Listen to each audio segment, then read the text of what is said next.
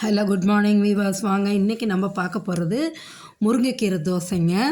எப்படி முருங்கைக்கீரை தோசையான்னு கேட்பீங்க? ஆமாங்க, சூப்பராக இருக்குங்க, நல்லாயிருக்கும், உடம்புக்கு சத்து உள்ளதும் கூடங்க. நல்லா ஒரு சத்தான தோசைங்க. இந்த முருங்கைக்கீரையில் நம்மளுக்கு தேவையான அனைத்து மினரல்ஸும் விட்டமின்ஸ் இருக்குங்க. அயன் ரிச் கீரைங்க இது. கீரைகளுக்கே அரசினா முருங்கைக்கீரை தான் சொல்லுவாங்க. எந்த ஒரு இதுக்கும் முருங்கைக்கீரை சாப்பிடுங்கன்னு தான் சொல்லுவாங்க. ஏன்னா அந்தளவு ரிச்சானதுங்க. இதை நம்ம குழம்பு, சூப்பு இதை மட்டும் தான் செஞ்சு சாப்பிட்டுட்ருக்கோம் இல்லையா? இந்தமாரி தோசையில் செஞ்சு கொடுங்க, கீரை சாப்பிடாதவங்க கூட சாப்பிடுவாங்கங்க. அவ்வளோ சூப்பராக இருக்கும்.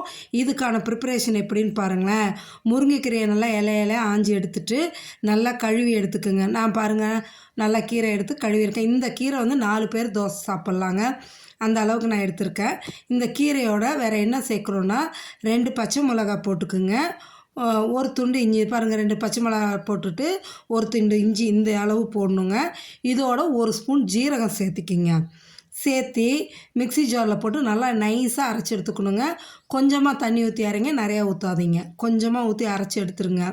அரைச்சி எடுத்து ஊற்றுனா அவ்வளோ டேஸ்ட்டாக இருக்குங்க. நீங்கள் குழந்தைங்களாம் சிலர் கீரை சாப்பிட்ல அப்படிம்பீங்க, அவங்களுக்கெல்லாம் இந்தமாரி ஊற்றி கொடுங்க. ஏன்னா கலர் தோசையாக இருக்குன்ட்டு கலர் தோசைன்னு கேட்டு வாங்கி சாப்பிடுவாங்கங்க. அவ்வளோ அழகாக பச்சை கலரில் தோசை சூப்பராக இருக்குங்க. நைஸாக கீரையை அரைச்சிடுங்க. ஒரு சின்ன சின்ன ஈர்க்கு அந்த குச்சி இருக்கும், அதை பற்றி கவலை இல்லை, பிரச்சனை இல்லைங்க. நைஸாக அரைஞ்சி வந்துடும். இந்த தோசை ஊற்றும் போது இந்த முருங்கைக்கீரை வேகணும்னு கேட்பீங்க, சூப்பராக வெந்துடும், பயப்பட வேண்டியது இல்லைங்க. பாருங்களேன், கலர் எவ்வளோ இதாக இருக்குது பாருங்கள், அப்படியே க்ரீனிஷாக இருக்குது. இந்த முருங்கைக்கீரை அரைச்சதில் இட்லி மாவு நம்மளுக்கு தேவையான அளவை எடுத்து கலக்கிக்கிறோங்க. நம்ம இட்லி மாவு வச்சுருக்கோம் இல்லையா, இட்லி தோசைக்கெல்லாம், அதை எடுத்து நம்ம தேவையான அளவு இந்த கீரை இதோட கலந்துக்குங்க. கலந்து தோசை ஊற்றுனீங்க, சூப்பராக வருங்க.